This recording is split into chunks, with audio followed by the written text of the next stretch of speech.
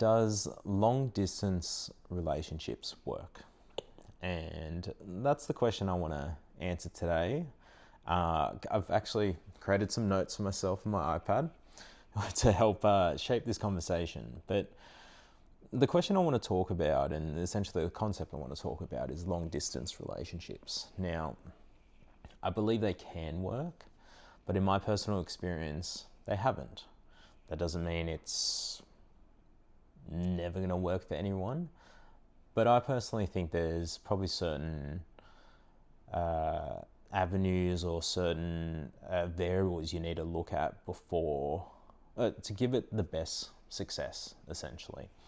And I wrote a few things down here, and hopefully you can take something away from this. Essentially, from what I've learned over time and my experience with long distance, it was an interesting time of my life, and I probably wouldn't do long distance again.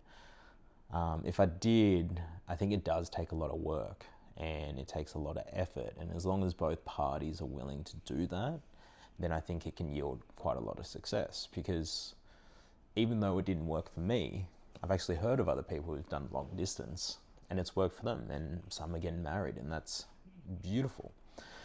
But for me, I think there's a few key things to think about. And like from my personal experience, my ex-partner lived 2.5 hours away. Now, I could only really see her on the weekends. So every couple of weeks or every weekend, I'd travel 2.5 hours. She might travel to me. I ended up traveling a bit more to her. And it was good at the start, like most relationships. I think when sparks are flowing, dopamine's hitting, there's a lot of love in the air. It's really good. And over time, for me, I felt like we stopped connecting, and it turned into an every week we'd visit to maybe every couple weeks, and life gets in the way, right? But with long distance and with my experience is that you don't get the day-to-day, monotonous day-to-day after work connection. That's something I felt like I lacked a lot, where, whether you live together or not, once you finish work, you might see each other that afternoon, and you can just break down the day, talk about how your day was, and that little sort of connection is really good and I think really valuable. And from my experience, that's something that was lacking. And over time, that slowly broke apart. And upon reflection and upon trying to learn from my previous relationship and see how I can be better at that, the biggest thing is connection. And I think that's where I lost myself in that relationship, where I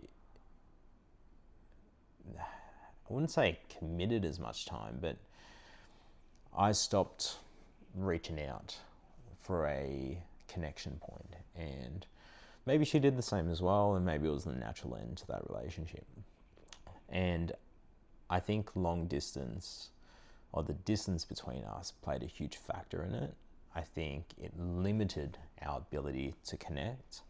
And that could be as simple as watching TV, or as great as, doing something together, serving together, doing some charity, which is ultimately where I want to lead this conversation to. And let me get my notes up. I think there's a few lessons we all can take away from this, and I'm a big fan of Jay Shetty. And Jay, whether he made it up or not, but he talks about, I think it's a pyramid of connection. And I wrote down some of the notes here, is that level 1 is light connection, is what I've written down. Light connection, that is the easy stuff, but still matters. So the checking in, maybe the good morning, good night messages, how you doing? It could be the quick calls, sending a meme. These days, sending a meme is a form of connection.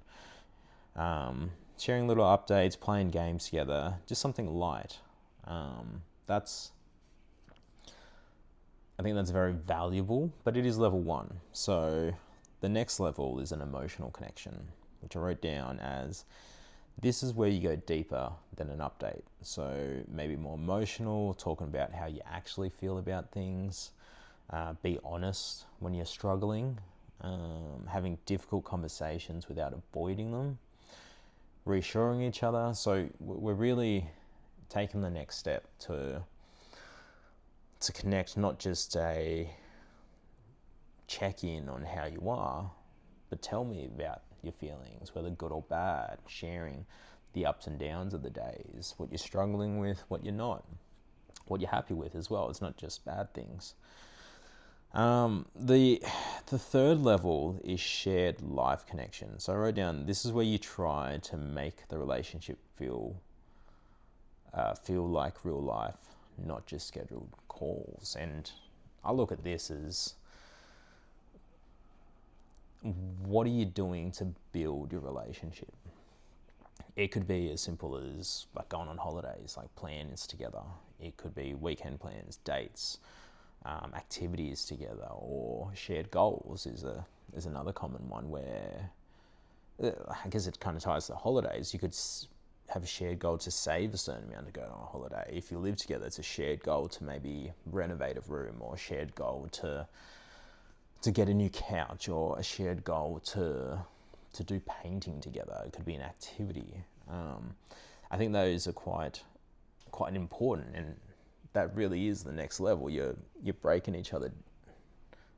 You've understood who you are, who each other are, and you've fallen in love with each other.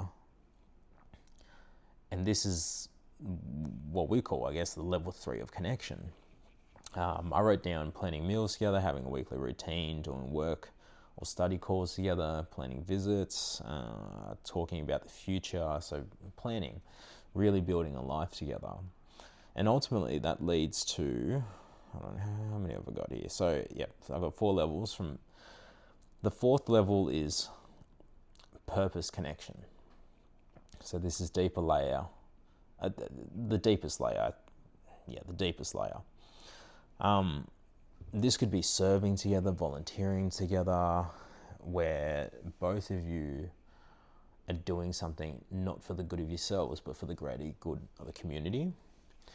And I think Jay Shetty breaks it down in different ways, but that's how I conceptualized it. And it's almost like a stepping stone in anyone's relationship. And some people's relationship stays in level 1 and level 2. Some people stay at 3 and never get to 4. And some people don't get to 4, and I don't think you have to get to 4. I think it ultimately depends on the individual. And if I relay this back to my own personal relationship with long distance, is that with long distance relationships, I could only achieve level 1 and level 2, rarely 3, maybe hints of it. And I think I've learned about myself, and maybe you're the same, is that I need a level 3 and a level 4 connection with someone. That makes me feel like I'm building a relationship with someone. And ideally, if I think about it, I'd like to have a really strong level 3 connection with people. And to remind ourselves again, level 3 is shared life connection. So really building a life together. And level 4 is great. I think some people can stay at level 4, but I don't think that's what I want. So ultimately, I think every situation can be different, and it is different, right? It's not the same, but I think there's common aspects and common variables where we can learn from, where we can probably break down and carry those lessons forward. And to wrap up, I truly believe that long distance can work. If I really think about it objectively, it can work, and it has worked. For me, it hasn't. That doesn't take away from the fact that it can work. if I were to jump into another long distance relationship,